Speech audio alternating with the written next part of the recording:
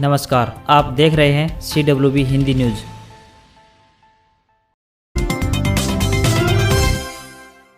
करनाल में लघु सचिवालय के बाहर डटे किसान झुकने को तैयार नहीं है, तो वहीं करनाल प्रशासन भी किसानों की मांग को मानने को तैयार नहीं है। बुधवार को जिला सचिवालय में किसान नेताओं और प्रशासन के साथ वार्ता हुई, पर मांगों को लेकर कोई सहमति नहीं बन पाई। किसानों ने कहा कि अनिश्चितकालीन धरना जारी रहेगा। वहीं किसानों को मनाने में प्रशासन की विफलता ने मनोहर सरकार की चिंताएं बढ़ा दी है। करनाल में मांगों को लेकर अड़े आंदोलनकारी किसानों का लघु सचिवालय के गेट के सामने बुधवार को भी धरना जारी है। किसानों ने वहीं पर लंगर शुरू कर दिया है। धरने पर राकेश टिकैत, बलबीर सिंह राजेवाल, योगेंद्र यादव, गुरनाम सिंह चढ़ोनी समेत तमाम नेता धरने पर जमे हुए हैं। केंद्रीय सुरक्षा बल व हरियाणा पुलिस के जवानों ने भी जागकर रात काटी। वहीं सुबह से ही किसानों का जमावड़ा शुरू हो गया। किसानों के प्रदर्शन को देखते हुए करनाल जिले में मोबाइल इंटरनेट सेवा कुछ घंटों के लिए और आगे बंद कर दी है।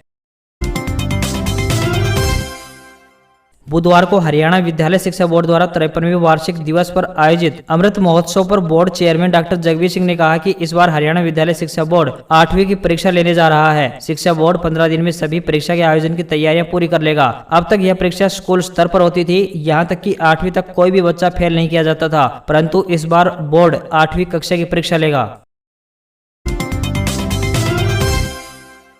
हरियाणा की सरकारी स्कूलों में कार्यरत C&V कला अध्यापकों का जल्द ही रिक्तियों के आधार पर PGT के पद पर प्रमोशन किया जाएगा। इसके लिए मौलिक शिक्षा विभाग ने C&V कला अध्यापकों की राज्य स्तरीय वरिष्ठता सूची तैयार कर ली है। विभाग के निदेशक की ओर से राज्य के सभी जिला मौलिक शिक्षा अधिकारियों को निर्देश दिए गए हैं कि वे अपने अपने जिलों के अंतर्गत कार्यरत सभी C&V कला अध्यापकों को अवगत करा दें कि उनकी वरिष्ठता सूची नियमित कार्य ग्रहण तिथि के आधार पर तैयार करके विभाग की वेबसाइट पर अपलोड कर दी गई है। इस सूची में अपनी वरिष्ठता को लेकर अगर किसी अध्यापक को आपत्ति है तो 7 दिन के अंदर प्रमाणित दस्तावेजों सहित निदेशालय को ईमेल करें। उन्होंने स्पष्ट किया है कि यह वरिष्ठता सूची केवल PGT की पदोन्नति के लिए ही मान्य होगी।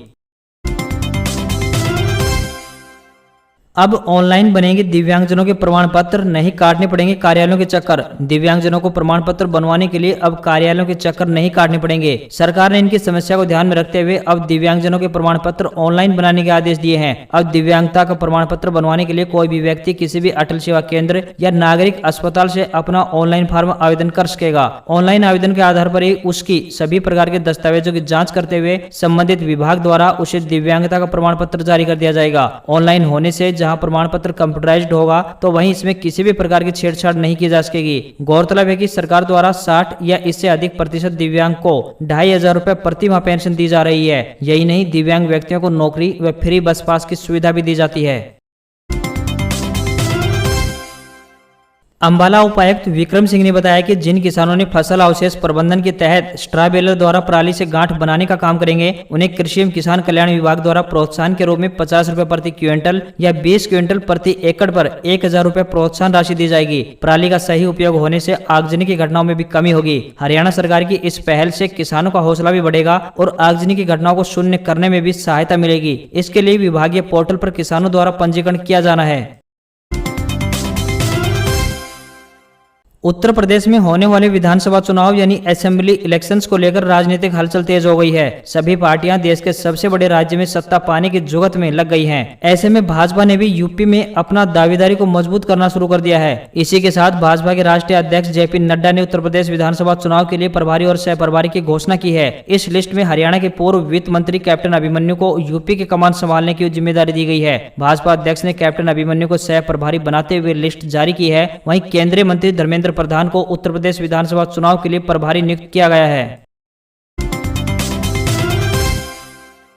प्रदेश के राजकीय व प्राइवेट ITI में दाखिला यानी एडमिशन लेने के लिए विद्यार्थियों का इंतजार समाप्त हो गया है। कौशल विकास एवं औद्योगिक प्रशिक्षण विभाग ने दाखिले की तैयारियां पूरी कर ली हैं। दाखिले के लिए विभागीय पोर्टल पर 16 सितंबर से लेकर 30 सितंबर तक ऑनलाइन आवेदन फॉर्म अपलोड किए जा सकेंगे। इसके बाद मेरिट सूची का आगामी शेड्यूल जारी किया जा सकेगा। गौरतलब है कि इस बार कोविड-19 के चलते जहाँ बोर्ड द्वारा 10वीं और 12वीं के सभी विद्यार्थियों को पास किया गया है, ऐसे में स्पष्ट है कि सीट कम और विद्यार्थी अधिक होने के कारण दाखिला प्रक्रिया के लिए पुरजोर प्रयास करने होंगे तथा कम अंकों वाले विद्यार्थियों के लिए राजकीय ITI में दाखिले की राह आसान नहीं होगी। हरियाणा में सोने के दामों में जबरदस्त गिरावट देखने को मिली है, वहीं चांदी के दाम में भी गिरावट आई है। दिल्ली से सटे गुरुग्राम की बात करें तो यहाँ 22 कैरेट सोना सस्ता हुआ है। गुरुग्राम में 22 कैरेट सोने के दाम 46,040 रुपए प्रति 10 ग्राम पर पहुंच गए हैं। वहीं 24 कैरेट सोने के रेट 48,350 रुपए प्रति 10 ग्राम है। प्रदेश के अंबाला जिले की बात करें तो यहाँ 22 कैरेट सोने की कीमत 46,060 रुपए प्रति 10 ग्राम चल रही है। वहीं 24 कैरेट सोने के रेट 48,320 रुपए है। फरीदाबाद की बात करें तो यहाँ 22 कैरेट सोने की कीमत 46,050 रुपए प्रति 10 ग्राम पर पहुंच गई है। केंद्र की नरेंद्र मोदी सरकार ने मार्केटिंग सीजन यानी 2022-23 के लिए रबी फसलों के न्यूनतम समर्थन मूल्य यानी एमएसपी को तय कर दिया है। गेहूं की एमएसपी में 40 रुपए प्रति क्विंटल की वृद्धि के साथ नई कीमत अब 2015 रुपए प्रति क्विंटल हो गई है। इसी प्रकार जौ की एमएसपी में 35 रुपए प्रति क्विंटल की वृद्धि की गई है। नई कीमत अब 1635 रुपए प्रति क्विंटल होगी। चने की एमएसपी में 130 रुपए प्रति क्विंटल की वृद्धि के साथ नई कीमत अब 5,230 रुपए प्रति क्विंटल होगी। वहीं मसूर की एमएसपी में 400 रुपए प्रति क्विंटल की वृद्धि के साथ नई कीमत अब 5,500 रुपए प्रति क्विंटल होगी। वहीं बात करें सरसों की तो एमएसपी में 400 रुपए प्रति क्विंटल की बढ़ोतरी की गई है। नई कीमत अब 5,050 रुपए प्रति क्विंटल होगी तथा सूरजमुखी की एमएसपी में 114 रुपए प्रति क्विंटल की वृद्धि के साथ नई कीमत अब 5,441 रुपए प्रति क्विंटल हो गई है। केंद्र सरकार ने रबी फसलों की एमएसपी में उस वक्त बढ़ोतरी की घोषणा की है जब देश के किसान 3 नए कृषि कानूनों के खिलाफ बीते कई महीनों से आंदोलन कर रहे हैं। हरियाणा के किसान आय को बढ़ाने के लिए नई नई तकनीकों का इस्तेमाल कर रहे हैं। रोहतक के किसान दोगुनी आमदनी के लिए सब्जियों का उत्पादन ज्यादा कर रहे हैं। यहाँ 500 हेक्टेयर में टमाटर, गोभी, शिमला मिर्च और खीरा लगाने का लक्ष्य रखा गया है। बागवानी विभाग किसानों को प्रोत्साहित भी कर रहा है। बागवानी विभाग द्वारा सब्जियों के उत्पादन के लिए किसानों को प्रति एकड़ 8,000 रुपए दिए जाएंगे। प्रोत्साहन राशि डायरेक्ट किसानों के बैंक खातों में जमा की जाएगी, लेकिन इसके लिए बागवानी विभाग ने कुछ शर्तें भी रखी है। दरअसल किसानों को बागवानी विभाग से संपर्क करके हरियाणा बीज विकास निगम की दुकान से हाइब्रिड बीज की खरीदारी कर फसल लगानी होगी और बिल विभाग के पास जमा कराना होगा, जिसके बाद तय राशि 8,000 रुपए प्रति एकड़ के हिसाब से किसानों के खाते में भेज दी जाएगी। प्रत्येक किसान 2 हेक्टेयर तक में इन फसलों को लगा सकता है।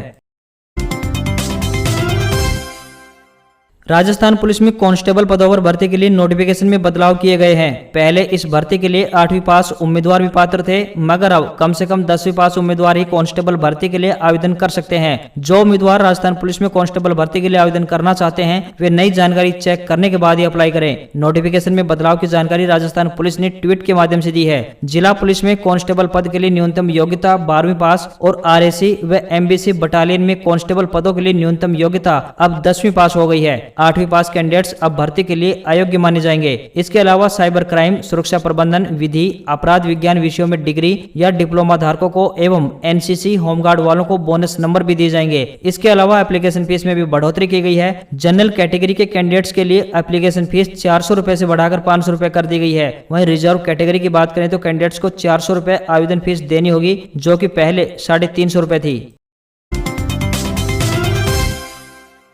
पंजाब नगर निगम ने सफाई सेवक कंडक्टर, ड्राइवर कंडक्टर के पदों पर भर्ती के लिए योग्य उम्मीदवारों से ऑफलाइन आवेदन के लिए नोटिस जारी किया है। योग्यता की बात करें तो 8वीं व 10वीं पास इस फॉर्म के लिए मान्य होंगे। पदों की संख्या की बात करें तो 130 पद रखे गए हैं। आवेदन करने के लिए अंतिम तिथि 6/10/2021 यानी 6 अक्टूबर रखी गई है। उम्मीदवार की आयु की बात करें तो 18 से 37 वर्ष तक उम्मीदवार की आयु होनी चाहिए। इस रोजगार के लिए आपको आवेदन ऑफलाइन करना होगा। Haryana roadways Bhiwani ITI trades apprenticeship के पद के लिए ऑनलाइन फॉर्म आमंत्रित किए हैं। इच्छुक उम्मीदवार जो दिए गए मापदंडों को पूरा करते हैं वे ऑनलाइन आवेदन कर सकते हैं। फॉर्म की लास्ट डेट 12/9/2021 तय की गई है। सिलेक्शन की बात करें तो इंटरव्यू के आधार पर कैंडिडेट का सिलेक्शन किया जाएगा। कैंडिडेट की आयु 18 साल से लेकर 42 साल के मध्य होनी चाहिए। टोटल पोस्ट 50 रखी गई है। एप्लीकेशन फीस की बात करें तो किसी भी कैटेगरी के उम्मीदवार को कोई भी एप्लीकेशन फीस देनी नहीं होगी।